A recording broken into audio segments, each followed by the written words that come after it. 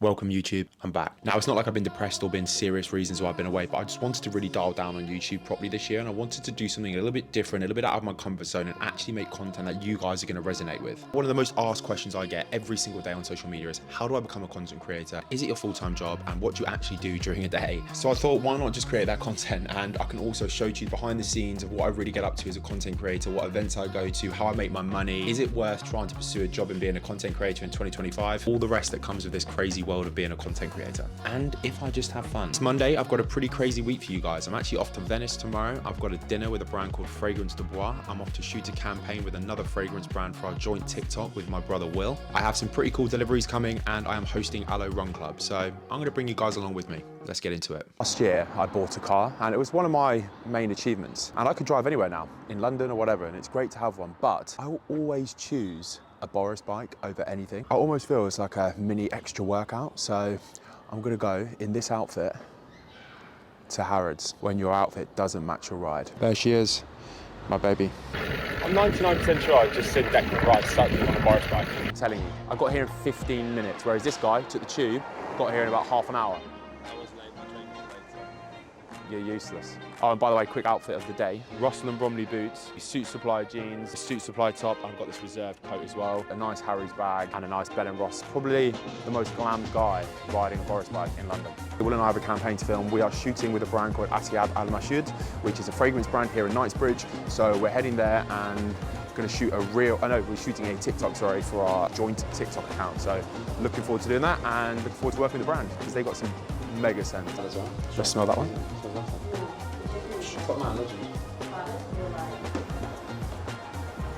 I get very Dubai in that. I feel Dubai. Swear by it.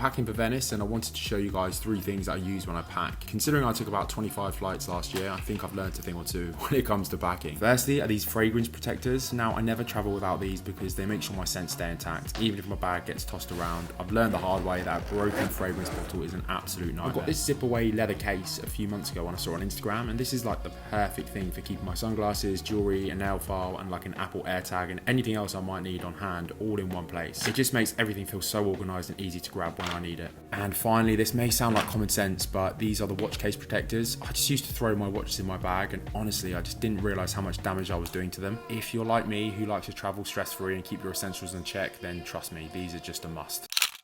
Can you tell the camera where we are? Venice.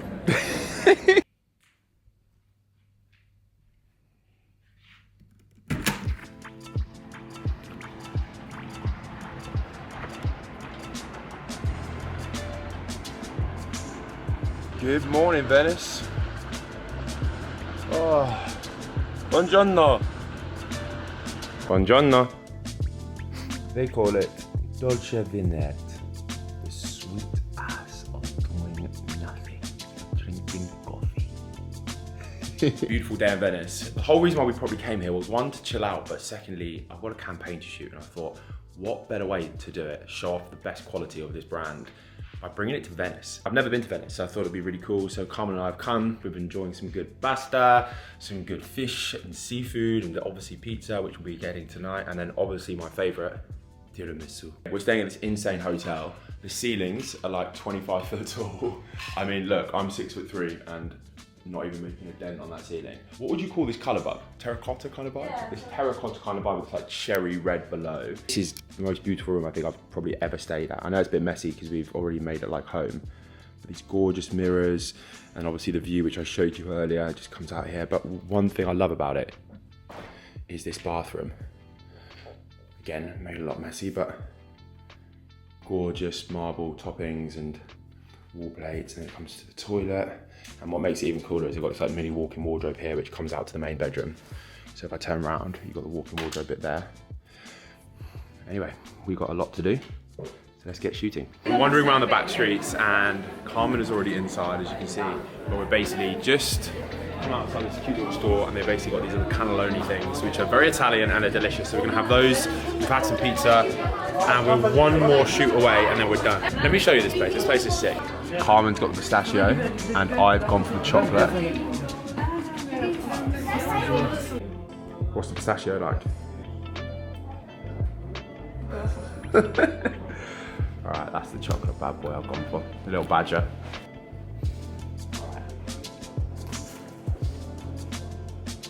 How is it? Is it good? Phenomenal. It's like, it's not too heavy because the cream isn't too thick inside. The texture is perfect. You sold it to me. So much texture to it, flavour.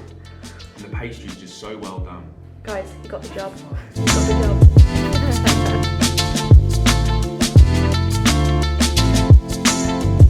Just arrived outside Harrods. I'm going to show you the front of it because if they've still got their Christmas decorations then it looks sick, but maybe they haven't because it's like mid-Jan now. I've got a dinner this evening with a brand called Fragrance de Bois. Now they're really nice, their fragrances are insane, they're super luxury and they've just launched a new one exclusive to Harrods.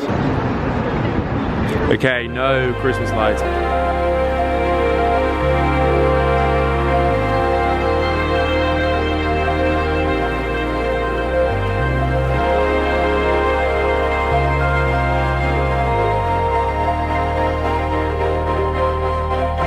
Like similar to that, one video getting like The ribeyes, we've got the broccoli, we've got the mashed frittata. What do you got there? How much sauce? it's a Fritz Bernays. Just a dollop. Like you don't have miles in your leg. I was like, I didn't One of the best things about being a content creator has to be the PR parcels, and I've just received two I want to show you guys now. So first up, I've received these from Puma. They're the new Nitro Elite 2s. Now, these are absolutely sick. I'm extremely excited to be throwing down some miles in these. They are supposed to be unreal. They've got a carbon plate on them and the color is just unbelievable. I've been hearing Puma have been making some moves in the running trainer industry, so looking forward to trying those. Brand called Comoletics. They also sent me some of their fitness range as well. They're a brand new brand and the co-founder reached out to me on Instagram and I got back to him and I'm looking forward to seeing what goodies they did send. But their kit looks really, really class and I'm looking forward to giving it a go. Now, one of the things I always get asked about is whether I actually need to post about everything I receive. And whilst it's nice to receive all these products from brands, I don't actually need to talk about all of it if I don't want to. Now, some brands in particular may have already asked me for certain deliverables before I receive these parcels, and if so, and I have agreed to give them a story or a TikTok or a reel or whatever, then yes, of course I'm going to talk about it. But 90% of the time, I will be wanting some sort of income for this, and the reason for that is because I'm a business. Like, the more exposure I give these brands, the more sales they're likely to get, which is what everyone wants. But you can't give that for free all the time, because if I did give it for free all the time, one, I'm just going to look like a walking advertisement and you guys are going to notice that, and two, I'm not going to make any money and I can't pay the bills to live in this flat. So if you're looking at becoming a content creator in 2025, make sure you be very careful about what PR parcels you do accept, because you don't want to talk about everything. Just choose a few bits that sit around your niche. Now, because I'm a lifestyle creator, I'm a little bit more flexible with what I talk about. However, I am still very careful about what I choose, because I don't just want to be, like I said before, a walking ad. But I hope that's a little bit helpful for you guys if you're looking at becoming a content creator. I need a haircut, so let's go. We're going to a really good place called Neon Black. The guy who owns it is called Ravi, and the guy who cuts my hair is called Marco. He is an insane barber. Ever since I was a kid, I used to do this thing where I used to leave the orange tank on as many miles to see how low I could get it. So it's currently on 31 miles. I like to always top up like at the last minute. So you're playing a dangerous game? I'm playing a dangerous game. Now everyone thinks I look famous. They're good visa applicants, everyone wants to... Hold it. I will. Take a little trim off the top, and then obviously to neaten up the sides to obviously we continue the growth, if that's all right with you. Yeah. What do you think? Sure. Yeah, we can go to the low taper if you wanna. Yeah. Okay. On the side. Yeah. Sideburn on the back line as well. And then here we can reduce a bit the volume just to avoid in a couple of months it will drop down. Okay. And then maybe we're gonna go to clean around here and reshape and do a nice graduation on the side as well. As always. Yeah. That's why this guy knows best. He knows what he's doing. Stressing at the corner. Yeah, I'm gonna get fined. Love that, man. Thank you.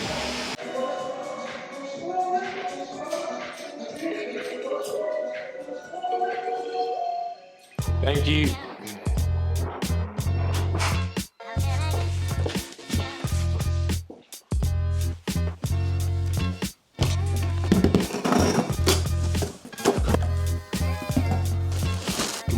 guys, it's Saturday. I'm actually testing out the light and someone told me it looked better if I put a light here and then it also had some backlight. I have no idea if it looks good. You guys tell me in the comments. Hey, this morning I'm hosting Alo's Run Club. Now, I've actually been running this run club for almost a year now. I think I did my first one in March from their Kings Road store. And I'm doing this one from their store in Brompton Road, which is just next door to Harrods. And I love doing it from there because the route is just so good. I get to lead a small convoy of people all the way around Hyde Park. It's just beautiful this time of year. It's cold, it's frosty, and you get a nice group of people together. And plus the roads are a lot quieter as well to run around because obviously it's winter and no one wants to be outside.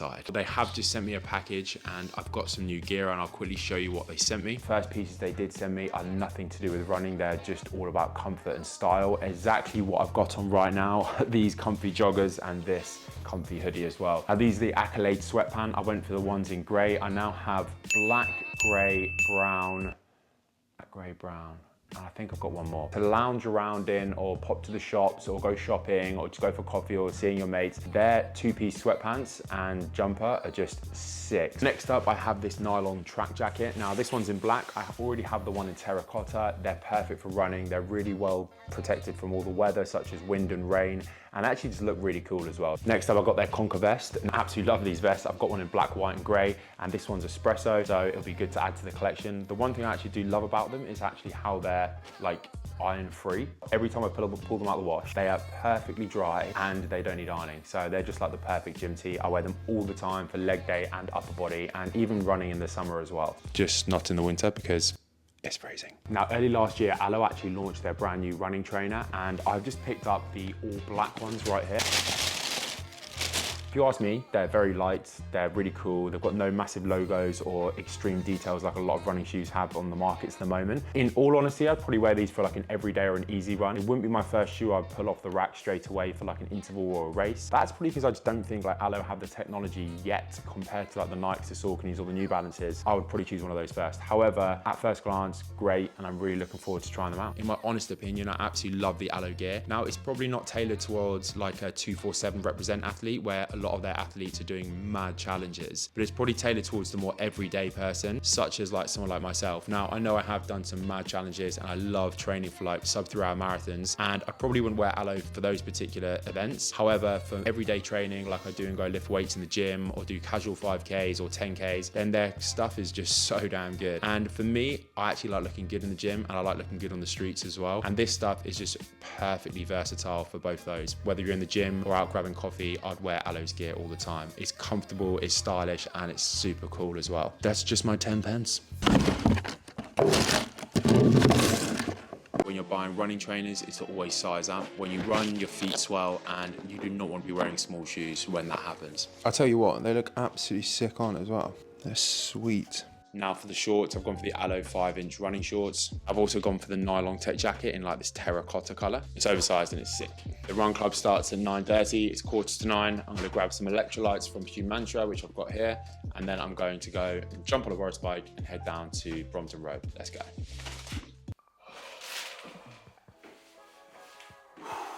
Oh my word, that run was absolutely freezing.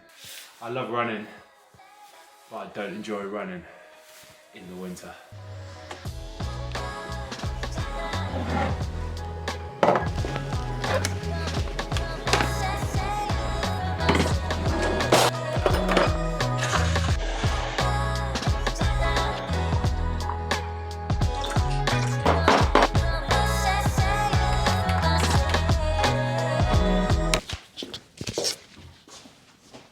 Now for the rest of the day, I've actually got quite a bit of work on. I'm actually going to edit some of this YouTube video, which you guys will be watching now. I'm going to write a proposal for a brand that I worked with last year because I did one-off post with them, but it did really well. And I think there is progression for more work. And if I can get a long-term ambassadorship, then that is a really good start. So let's put that together and see where it goes. Then I got to edit, script, and voiceover a piece of content I did for a brand called Esper Skincare. Part of the deal was I have 2 reels to do for them. So I've already posted one, which you may have seen on my Instagram, and I've got to basically post another one, which is going to go live in March, but they want it done now. So I basically got to edit it, do it all, and then send it off by Monday. And I'm actually already 5 days late. If you're watching this, I'm sorry.